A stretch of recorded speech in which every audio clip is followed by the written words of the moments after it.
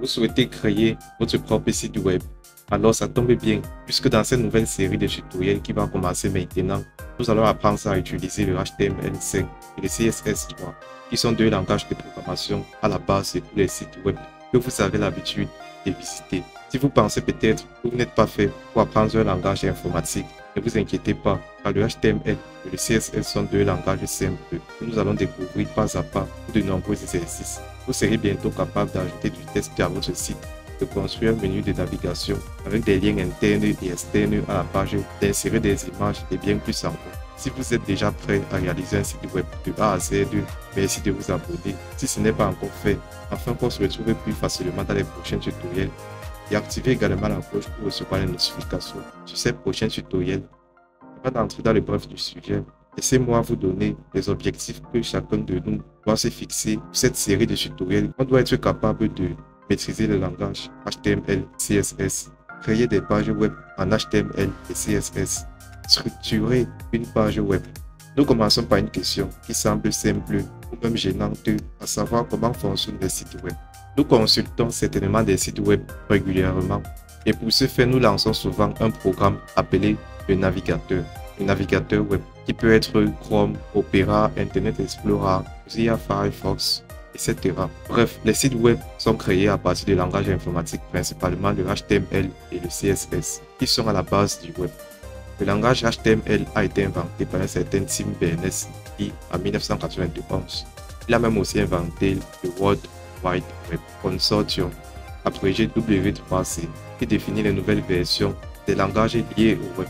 Et par ailleurs, plus récemment, il a créé le WWW qui signifie World Wide Web, fondation qui analyse et suit l'évolution du web. Petite parenthèse, ne pas confondre Internet et le web, puisque le web fait partie d'Internet. Internet est un grand ensemble qui comprend, entre autres, le web, les emails, les messageries instantanées et bien d'autres. Quand nous consultons un site web avec un navigateur, il faut savoir en coulisses des rouages qui s'activent pour permettre au site web de s'afficher. Le navigateur traduit un ensemble de lignes de code écrites essentiellement en langage HTML et CSS avant d'afficher le résultat dans la page web en question. Ainsi, HTML et CSS sont deux langages qu'il faut savoir parler, créer des sites web. C'est le navigateur web qui fera la traduction entre ces langages informatiques et ce que vous verrez affiché à l'écran. Maintenant, on peut se demander pourquoi il faut connaître nécessairement deux langages pour créer des sites web. La réponse est claire. Le HTML, qui signifie Hypertext Markup Language, permet de gérer et organiser le contenu. C'est donc en HTML que nous écrirons ce qui doit être affiché sur la page, le texte, des liens, des images, des vidéos, etc.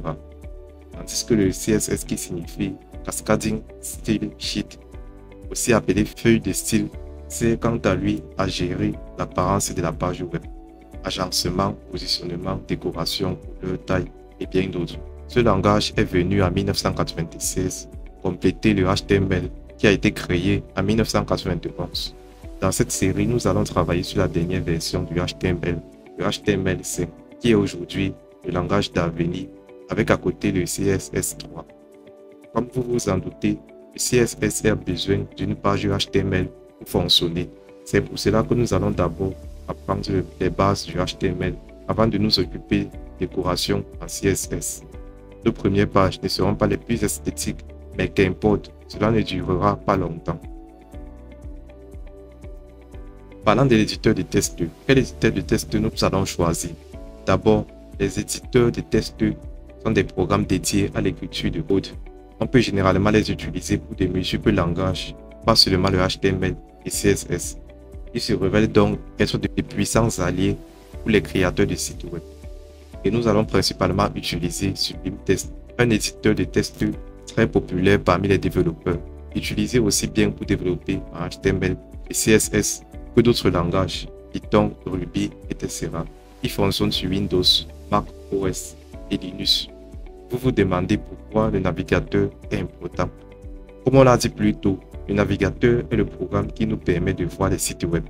Le principal problème, vous vous en rendrez compte, c'est que les différents navigateurs n'affichent pas le même site exactement de la même façon. Il faudra aussi faire et prendre l'habitude de vérifier régulièrement que votre site fonctionne correctement dans la plupart des navigateurs, du moins Google Chrome, Mozilla Firefox, Internet Explorer et Edge. Chaque version prend en charge de nouvelles fonctionnalités, mais si les utilisateurs ne mettent pas à jour leur navigateur, cela devient un problème pour les webmasters comme vous qui créent des sites web.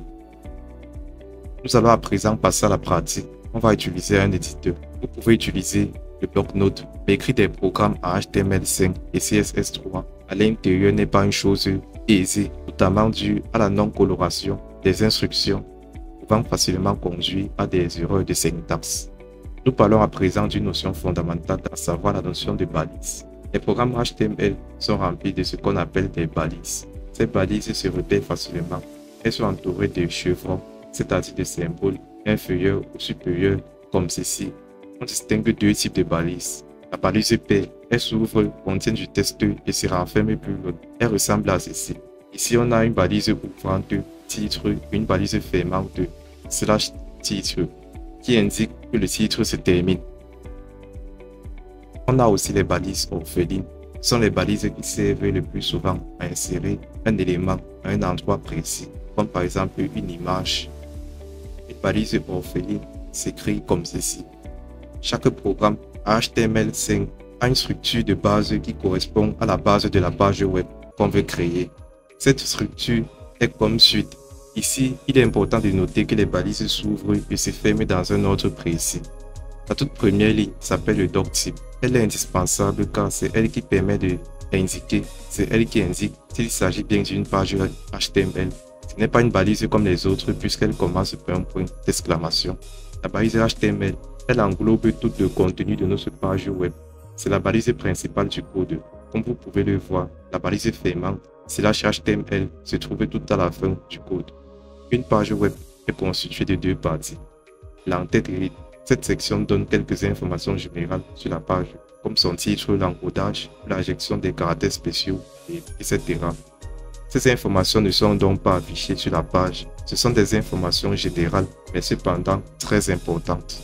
Le corps, body, c'est là que se trouve la partie principale de la page. C'est à l'intérieur du corps que nous écrirons la majeure partie de notre code.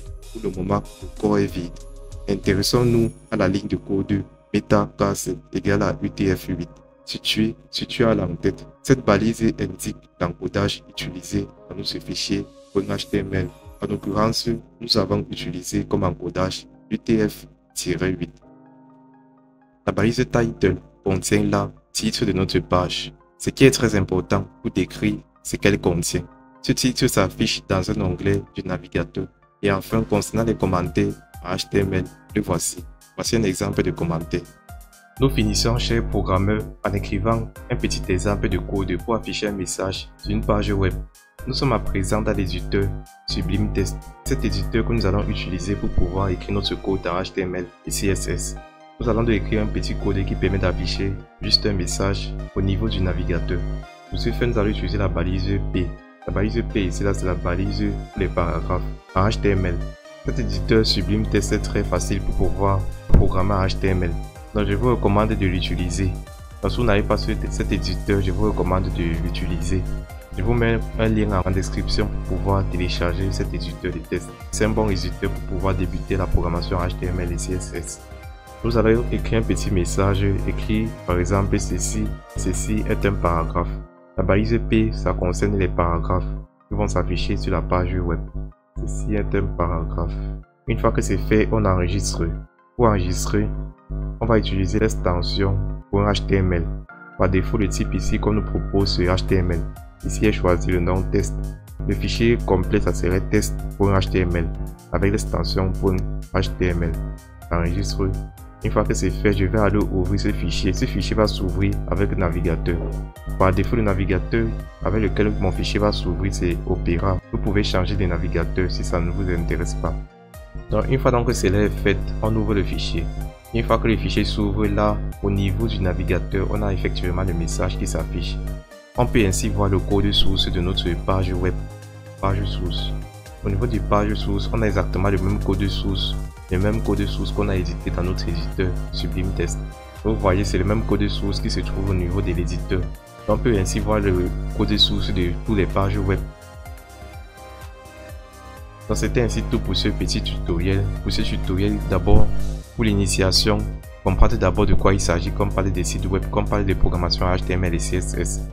Donc j'espère de tout que vous avez beaucoup appris sur la programmation HTML et CSS, à quoi ça sert, comment les utiliser, comment débuter dans la création d'un site web. Donc n'hésitez pas à me faire part en commentaire de vos préoccupations, de vos incompréhensions.